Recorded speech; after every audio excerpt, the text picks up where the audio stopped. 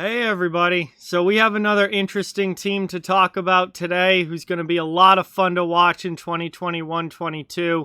And that is the New Jersey Devils. Now, I wasn't originally planning on this being a series, but it's kind of turning into one, as the Devils are another team that I am really interested in to watch this coming year.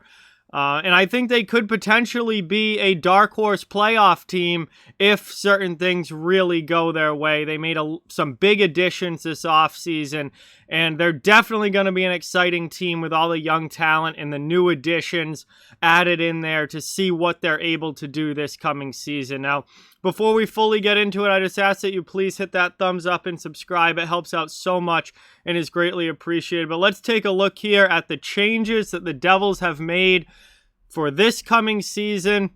And they made some big additions, led by defenseman Dougie Hamilton, who signed a huge 7-year deal at $9 million per season to join the Devils.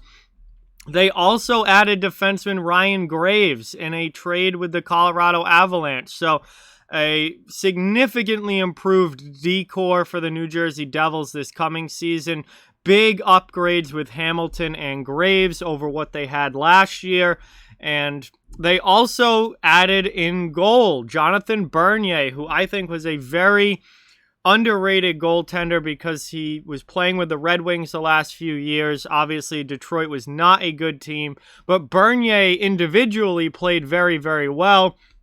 He is now brought in as a veteran guy to go along with Mackenzie Blackwood, and I think Bernier is going to have a very good season with the Devils this year. And I think that he and Blackwood are going to be a great tandem and a very formidable goaltending duo in the East. And then lastly, but certainly not least, they added left wing Tomas Tatar in free agency as well. They gave him a 2-year deal. He's played with Montreal last year.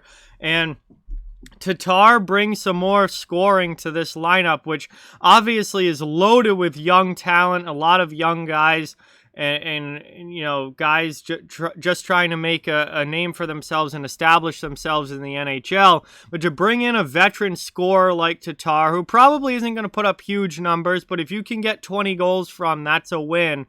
That's a nice kind of middle of your lineup addition on the wing there and helps fill out this lineup a lot. So they added 4 significant pieces this offseason as they try and go from a rebuilding team into a team that can compete for a playoff spot. And they certainly are trying to see if they can do that this year. As far as subtractions go, a lot of them were depth pieces.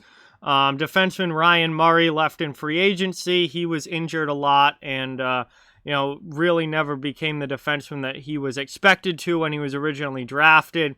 And he's now in Colorado. Nathan Bastian was taken by Seattle in the expansion draft, so they lose a bottom 6 forward.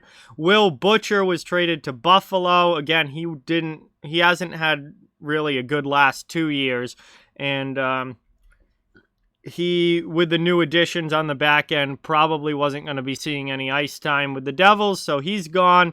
Goaltender Aaron Dell, who is pretty much the third goalie, he was not brought back. And then depth forwards Brett Seney and Mikhail Maltsev also are not with the team anymore. Seney is a free agent, and Maltsev was traded to Colorado in the Graves deal. So some losses, but all kind of minor losses, depth pieces for the most part. The additions were certainly much more impactful than the subtractions from this Devils team. And obviously, Hamilton and Graves are helping to completely redo the decor. Bernier gives a legitimate partner to go in goal to go along with Mackenzie Blackwood, and Tatar is going to be a nice middle 6 scoring addition. So overall, the New Jersey Devils certainly improved their roster this offseason. They improved it by quite a bit. And to me, this New Jersey team looks like a team that is trying to take that step from rebuilder to playoff contender. And they might be able to do it this year. I think that's what really what makes this team so interesting heading into this season is the question of, are they good enough to compete for a playoff spot, or are they still a year or two away? Now, this team's been rebuilding for the last few seasons, and they've had some very good drafts, particularly 2020 and 2021. Their past two drafts I have absolutely loved.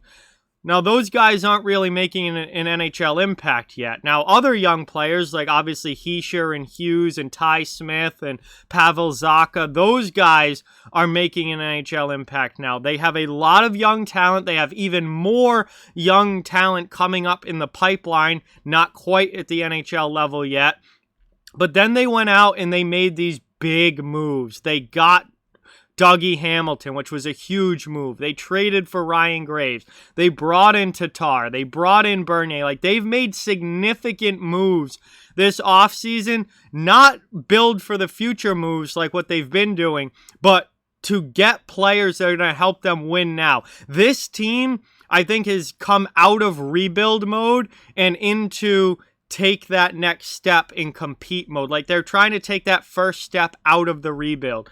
And I think within another year or two, they're going to be expecting to be a playoff team, especially when players like Alexander Holtz and Dawson Mercer, who they drafted in 2020, and Luke Hughes, who they just took 4th overall in 2021, when those guys are getting to be NHL ready, they're going to expect to be a playoff level team. They already have, Jack Hughes. They already have Nico Hischier. They already have Ty Smith. Now they're waiting for that kind of next group to get up there at the NHL level. And this is going to be a team to be reckoned with for a long time in the very near future. The big thing for me, or the big question for me, is, are they ready yet, or are they still just a little bit away, another year or maybe two away before they're that playoff level team? Depending on how things go this year, I think they could possibly be a dark horse team for a wild card spot. Now, the problem is they're in a very, very difficult division. The Metro is tough. You've got, the two New York teams. You got the Penguins, the the Penguins, the Capitals, the Flyers. Obviously, the Islanders and the Rangers. You've got the Hurricanes. It's a very, very tough division. But, depending on how injuries shake out and how certain teams play and whatnot, maybe they could snag a wild card spot. Maybe not. They might still be a little bit of ways. The point is that the New Jersey Devils are making huge strides forward. And they've started to make some win now moves and started to push out of this rebuild mode. And I think New Jersey has rebuilt very, very well. I think Tom Fitzgerald's done an amazing job as their GM. And I don't think it's going to be long before we see the Devils really become a very good team in the Eastern Conference. And I think they could surprise people this year with how good they are. I'm definitely expecting to see a much better Devils team this year than what we saw last year. And they've made some huge moves this offseason to push towards that. So overall, I think New Jersey is one of the most exciting teams this coming season. I think they're one of the most interesting teams this coming season, just to find out what they're going to be, how good they are, and, how big of a step are they going to be able to take from a complete rebuild to what are they going to be now as they start to make some win now moves. We start to add some veteran guys in.